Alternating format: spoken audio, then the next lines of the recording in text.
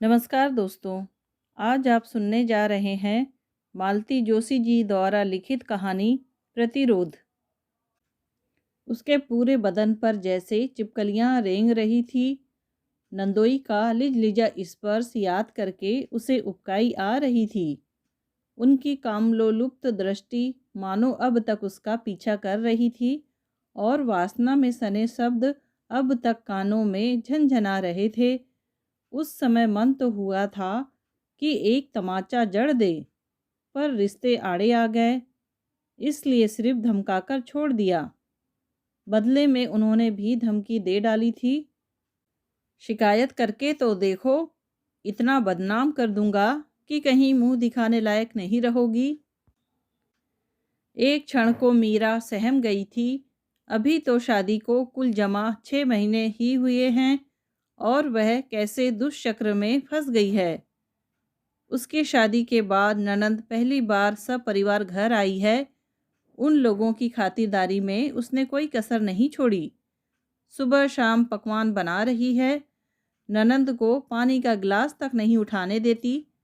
अपनी अलमारी उसने दीदी के लिए खुली रख छोड़ी है, जो चाहे निकाले और पहने। बड़ी मन्नतों से पाए उसके बच्चे पर पूरी माया ममता लुटा रही है। उसकी शैतानियों को नज़रअंदाज कर रही है, उसकी शरारतों को बख्श रही है।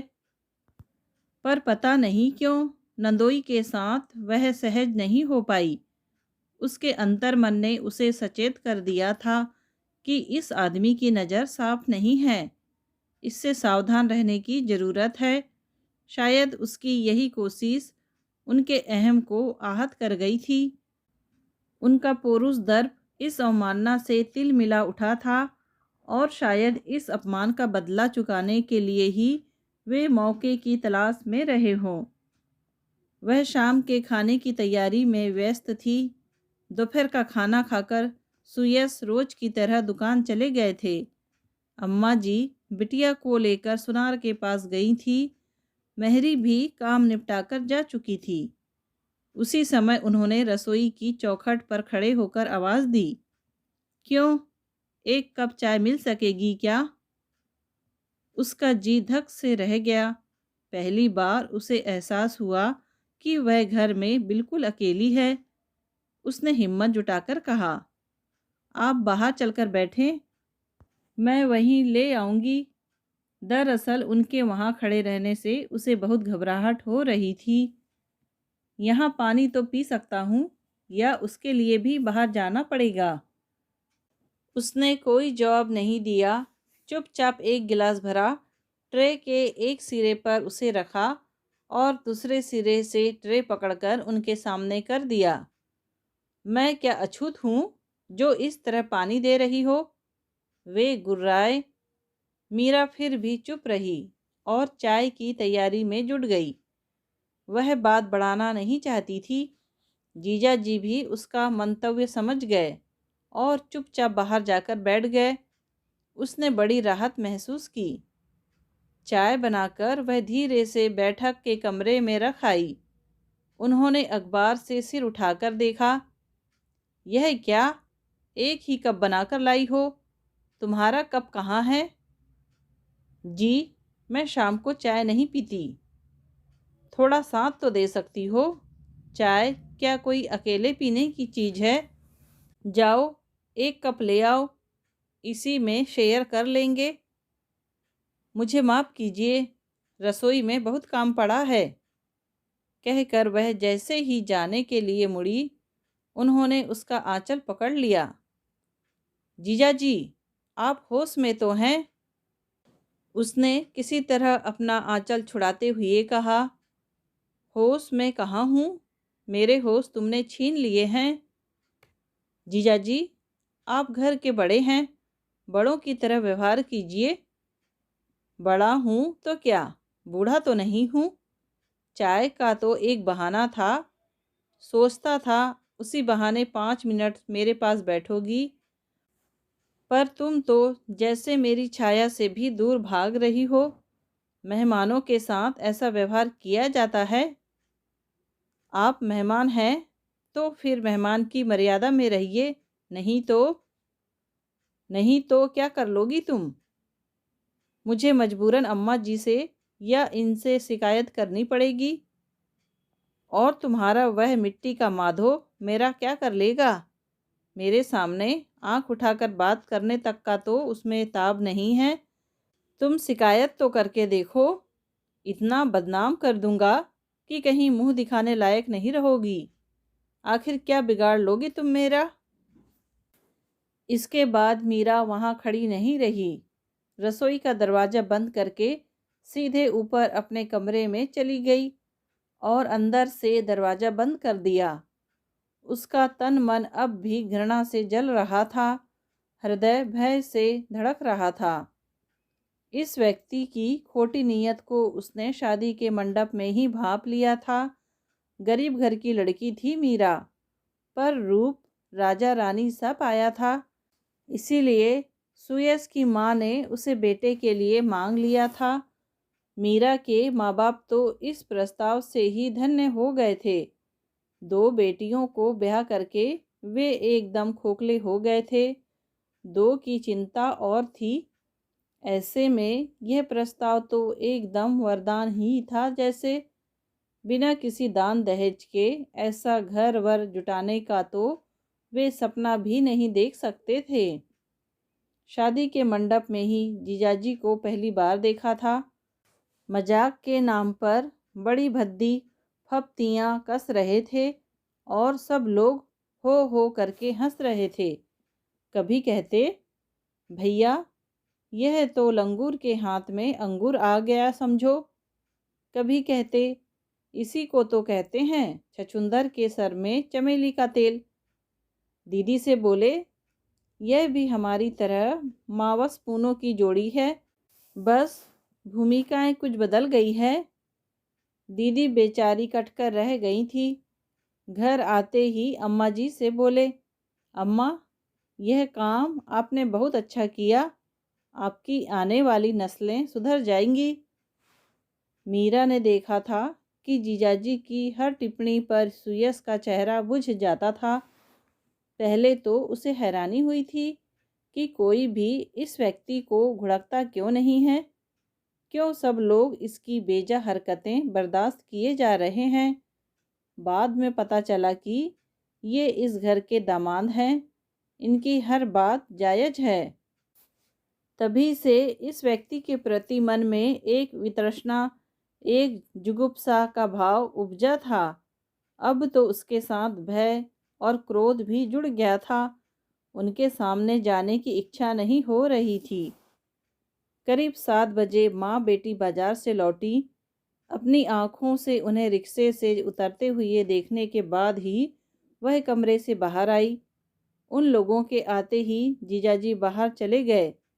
जाते हुए कहते गए कि खाने का इंतज़ार मत करना, किसी दोस्त के साथ कार्यक्रम है। मीरा ने राहत की सांस ली।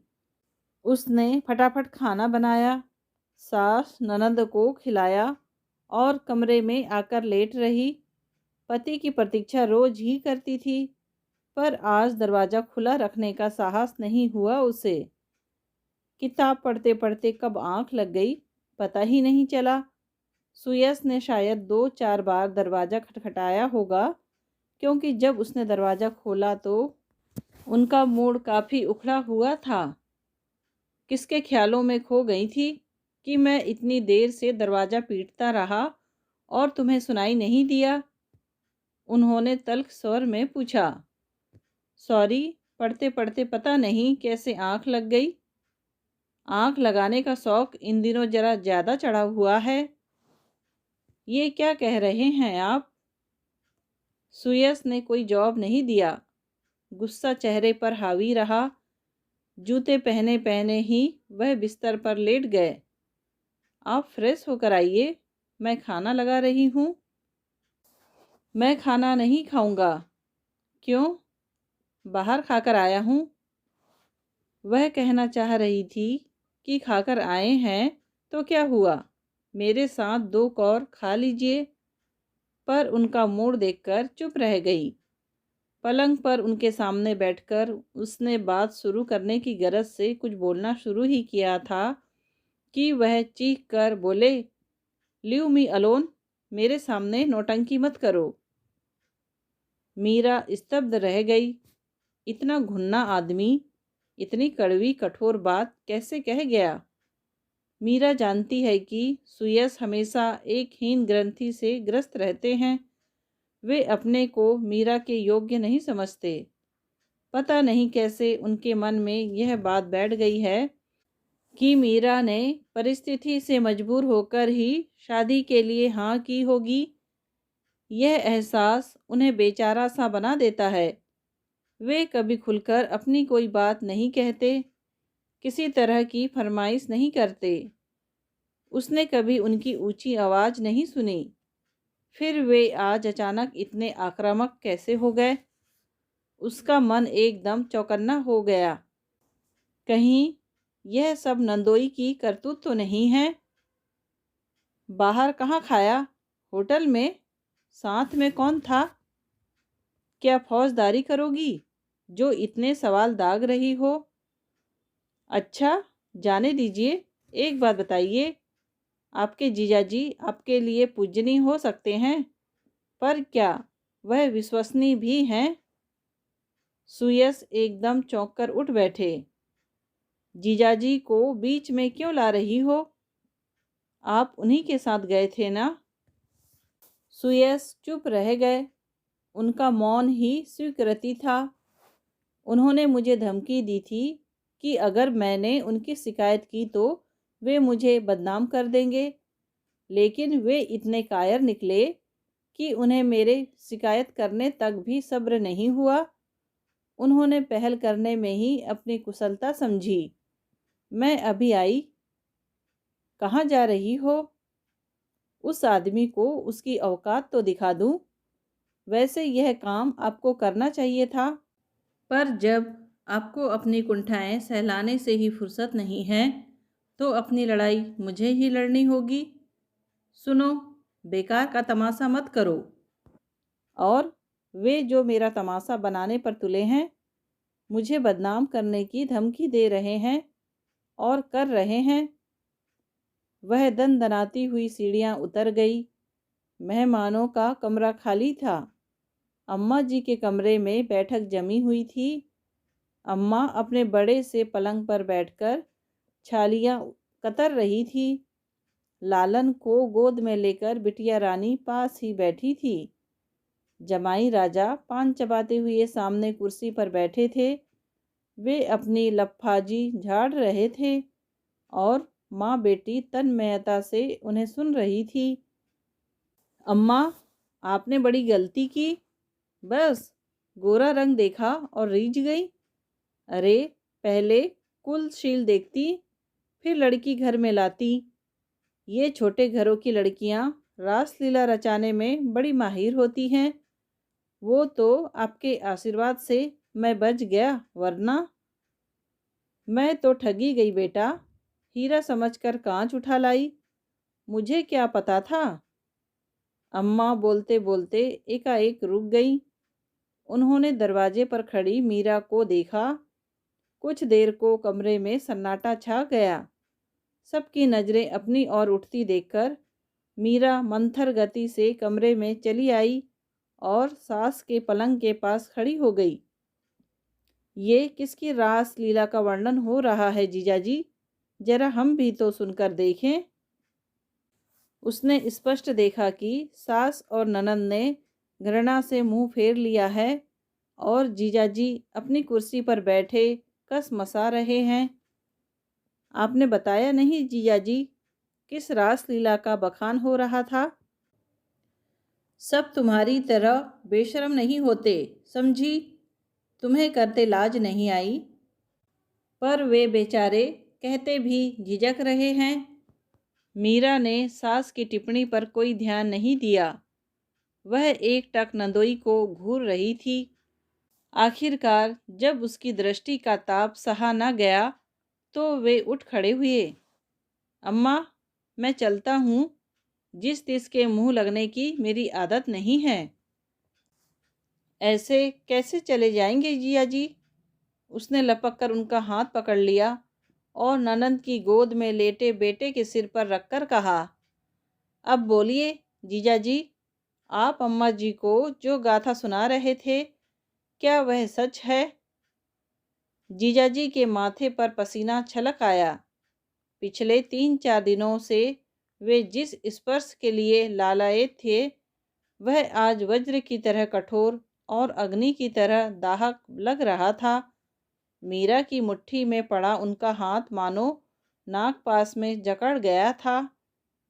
झूठ बोलना बहुत सरल होता है जीजा जी, पर सच बोलने के लिए हिम्मत की ज़रूरत होती है, और वह आप में नहीं है। मैं क्या तुमसे डरता हूँ? तो बोलिए ना। खबरदार। छाया अचानक इतनी जोर से दहाड़ी कि सभी चौंक पड़े। बेटे के सिर पर रखा पति का हाथ उसने इतनी जोर से झटक दिया कि वे और मीरा दोनों गिरते गिरते बचे। खबरदार, जो मेरे बेटे की झूठी कसम खाई, उसने फुफकारते हुए कहा। यह बच्चा मैंने सेंत मेंत में नहीं पाया है। सैकड़ों देवी देवताओं की चौखट पर माथा रगड़ा है, तब कहीं यह मेरी गोद में आया है।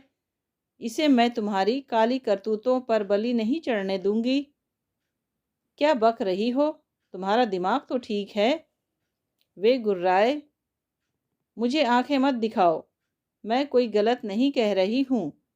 अपने घर को तो नरक बना ही दिया है, अब यहाँ भी गंदगी फैला रहे हो। तुमने क्या समझा कि तुम्हारी भावच की तरह दुनिया की हर औरत इतनी कमज़ोर है? चुप कर बिट्टी, अम्मा बोली। नहीं अम्मा, मैं अब चुप नहीं रहूँगी। मैं अब तक होंठ सीकर खून के घूंट पीती रही हूँ, पर अब पानी सर से ऊपर हो गया है। जानती हो, मेरा देवर 6 महीने के लिए विलायत गया तो इन्होंने उसकी बहू को पटा लिया। अभी दूसरों का बखान कर रहे थे, भूल गए कि मेरे घर में मेरी आंखों के सामने रासलीला रचाते रहे हैं। उससे जी नहीं भरा तो अब मेरे भाई के घर में सेंध लगाने चले आए हैं, पर मैं अपने जीते जी यह नहीं होने दूंगी। ध्यान रखना। अम्मा, अपनी बेटी को समझा लीजिए, वरना बहुत बुरा होगा। अम्मा जी ने एकदम हाथ ही जोड़ लिए। जमाई जी, आपके हाथ जोड़ती हूँ, आप कृपा करके इस समय यहाँ से चले जाइए। हमने आपके पैर पूजे हैं। ऐसा ना हो कि हम लोगों से कोई बेअदबी हो जाए। अम्मा ठीक कह रही हैं। सुयस पता नहीं कहाँ से एकदम प्रकट हो गए थे। आप बाइज्जत यहाँ से चले जाएं, इसी में आपकी भलाई है। अच्छा, तो अब चींटी के भी पर निकल आए हैं। ठीक है, अपनी गली में तो कुत्ता भी शेर होता है, लेकिन यह अपमान मैं भूलूंगा नहीं, याद रखना। आप यह भी याद रखिएगा कि आपकी लड़ाई मुझसे है, मेरी बहन से नहीं। उसकी और आपने उंगली भी उठाई तो मुझसे बुरा कोई नहीं होगा। सुयस का आवेश देखकर जीजाजी तो क्या, सभी लोग चकित थे। पहली बार उन्होंने जाना कि चंदन भी कभी कभी आग दे सकता है। जीजाजी तो भीतर तक तिल मिला गए थे, पर अपना क्रोध पीने पर उन्हें मजबूर होना पड़ रहा था। वे पैर पटकते हुए दरवाजे तक गए, फिर पीछे मुड़कर दांत पीसते हुए पत्नी से बोले, अब चलोगी भी या और कुछ सुनना बाकी रह गया है? मैं अब उस नरक में लौटकर नहीं जाऊंगी। तो क्या यहाँ रहकर भाई भाभी की जूठन पर पलोगी? जूठन पर क्यों? सुयस ने कहा।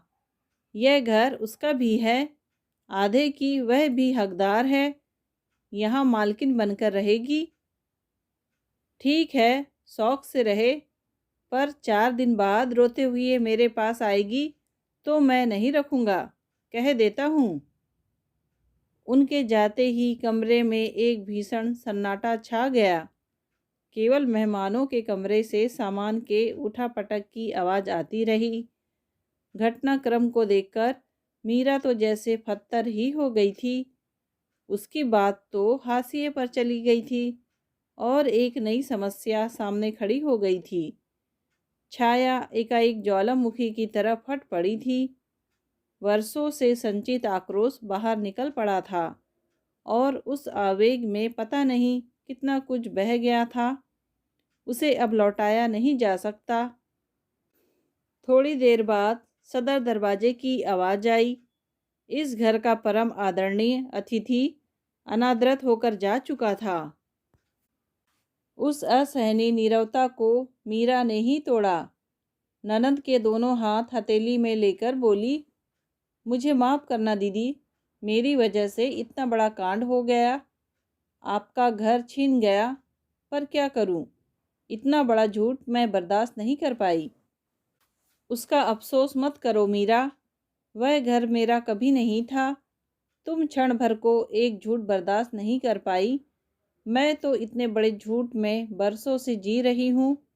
कितनी दिलेर हूँ ना मैं।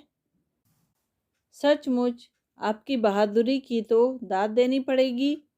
मैं तो हैरान हूँ कि आप इतने दिनों तक यह अनाचार कैसे सहती रही, क्यों सहती रही। औरत को बहुत कुछ सहना पड़ता है मीरा। पर क्यों नहीं दीदी, पति भक्ति का मतलब यह तो नहीं होता कि उसकी जायज़ नाजायज़ सारी बातों को अनदेखा किया जाए। क्या करूं, मुझे हमेशा यही एहसास कचोटता रहा कि मैं उनके लायक नहीं। इसी एहसास ने मुझे कभी खुलकर बोलने नहीं दिया। और यह एहसास आपके भीतर किसने पैदा किया? आपके पति परमेश्वर ने ही ना। आपके रूप रंग को लेकर उन्होंने इतनी तरह से इतनी बार कोचा होगा कि आप कभी भी सिर ना उठा सकीं। मुझे बताइए, क्या रूप ही सब कुछ है? आपके सारे गुण, शिक्षा दीक्षा, आचार व्यवहार का कोई महत्व नहीं है, कोई मूल्य नहीं है? क्या चेहरे की सुंदरता से चरित्र के अवगुण छुप जाते हैं? छाया क्या कहती? चुपचाप बच्चे को थपकती रही। पता नहीं आप में इतना हीन बोध क्यों है। यह सब जीजाजी का ही कृपा प्रसाद है।